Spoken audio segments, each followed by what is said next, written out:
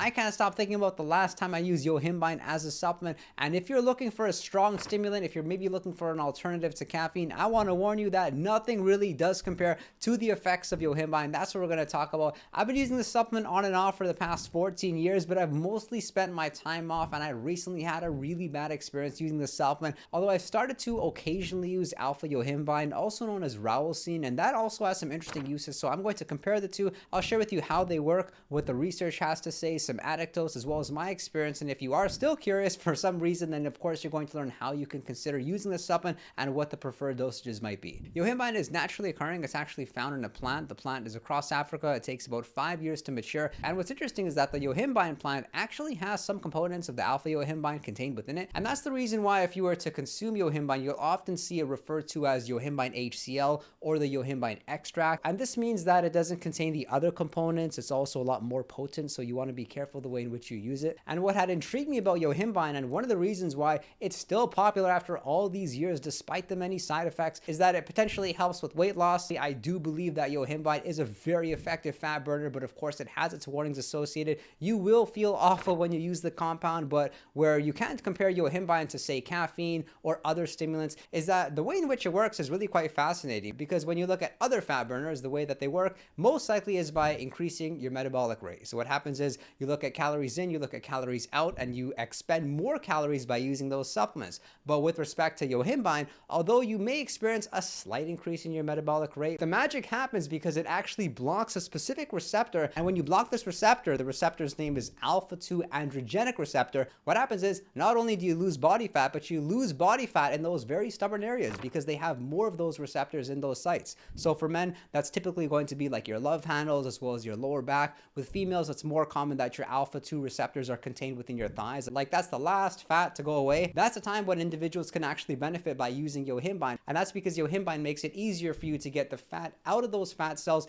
into the bloodstream and then perhaps being used as a fuel source. And one of the things that I feel people don't take into consideration in this whole mechanism of action is that this also may lead to muscle sparing effects, meaning that when you're dieting, you're able to keep more of your muscle because of the fact that when you're burning fuel, you're more likely to burn fat versus burning protein. And I really have a love-hate relationship with Yohimbine. I have to admit that it was a supplement that actually did potentially help me get under 10% body fat for the very first time. So what I actually did was I strategically used Yohimbine along with fasted cardio. And if you are to take this approach, of course, you want to do your cardio at a very low pace. You wouldn't want to do high intensity interval training or anything that's too strenuous on your body because Yohimbine will result in you having a much faster heart rate. Although I have to admit that the side effects were absolutely awful, and I learned that I was actually able to get under 10% body fat without the use of Yohimbine. So it's still questionable, like, is a supplement really worth it? I may use it like once every couple months if I'm curious about the effects, because there have been times when I've used Yohimbine and I've experienced a lot of pleasure and joy when I'm interacting with people. And even though most people associate Yohimbine with weight loss and fitness, it's actually starting to be looked at as a potential antidepressant. And so it does definitely have interesting cognitive properties, but it's not as if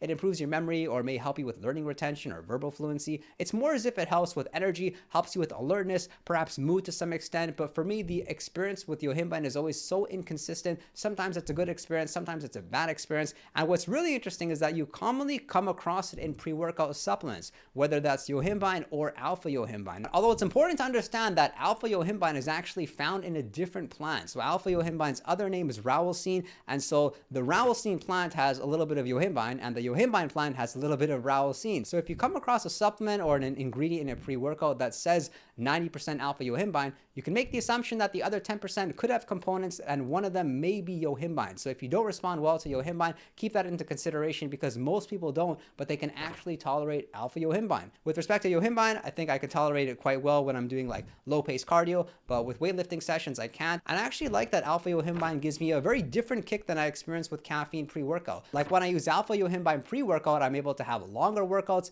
I have more strength at the gym, especially when I compare it to caffeine, surprisingly. So I'm really enjoying this particular pre-workout I got from Neurohacker. It's a heavy stimulated pre-workout, but it does contain a very small serving size of only 500 micrograms of Alpha Yohimbine. That seems to work well for me. When comparing Alpha Yohimbine and Yohimbine, you'll find very very mixed opinions online. Some people report that they feel like a smoother energy when they're using Alpha Yohimbine, but this user mentioned that they get negative side effects from both versions and neither version can be called smooth. But one of the great things about Yohimbine is that we actually have research done on the compound, whereas with Alpha Yohimbine, we're just looking at anecdotes for now. There's not too much research done on its effects, and research actually suggests that Yohimbine may be effective with erectile dysfunction. As shown in this study, they took 82 impotent patients, and 14% of the participants experienced full restoration and sustained erections. 20% of the individuals saw slight improvements, and the rest, so 65% of individuals, reported there was no improvement. And I personally have found that Yohimbine doesn't help my libido in any way. If anything, it decreases my libido, maybe even decreases my testosterone levels, because I'm just so anxious when I'm taking the supplement.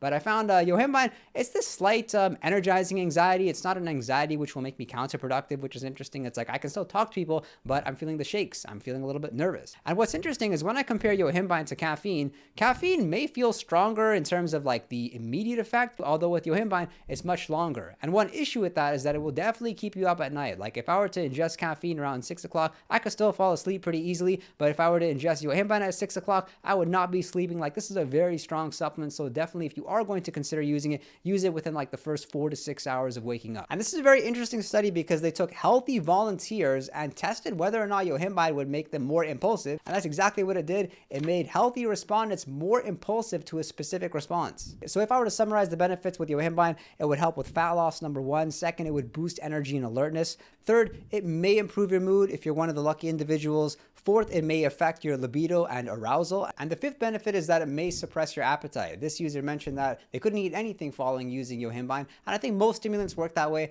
But one way in which I like Yohimbine versus caffeine is that for me, when I experience the caffeine crash, I typically want to eat unhealthy and my hunger levels will increase. But with Yohimbine, I don't really feel that way. It's like I'll ingest it. 3-4 hours later, I'm still typically not hungry. And there's one benefit that's still under investigation by scientists. They're trying to determine whether or not this is true. But the benefit is that Yohimbine may potentially lead to you having higher dopamine levels, which means more motivation, more reward-seeking behavior. I personally feel a little bit more motivated when I'm using Yohimbine at a smaller serving size. It's just that you also have those many side effects that are making you counterproductive at the same time. And there are just so many side effects of Yohimbine, so I'll share with you the most common ones. The first being a rapid heart rate. Be mindful of that. Second, higher blood pressure. Third, sweating. That's common. Headaches are common, as well as restlessness, as well as irritability. And some of the side effects that are a little bit less common would be chest pain, lightheadedness, breathing issues, as well as increased cortisol. And so that's the reason why you want to proceed with extreme caution with the supplement. One interesting thing is that people don't realize Yohimbine may actually cause some water retention. So if you are using it to improve your fat loss,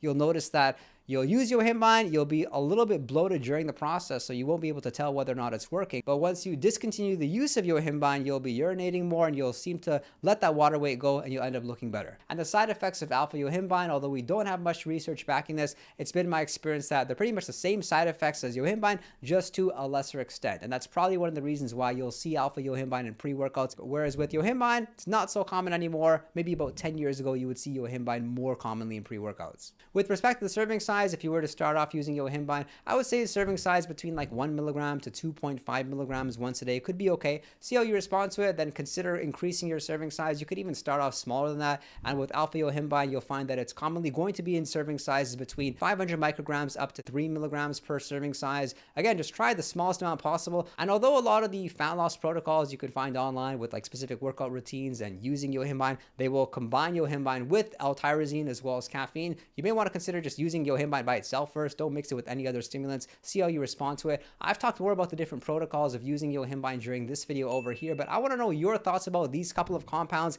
Is it worth the side effects? How do you feel when you use them? Most users don't find the compounds very effective because there's no denying the fact that these are very unique compounds. Of course, be safe and make sure to talk to your general practitioner before trying any new supplement. If you enjoyed the video, make sure to click subscribe, drop a like, and if you'd like to chat with me one-on-one, you can message me on Patreon, and be sure to visit our Discord server where we have a whole lot of fun sharing our thoughts on an everyday basis, and I look forward to seeing you next time.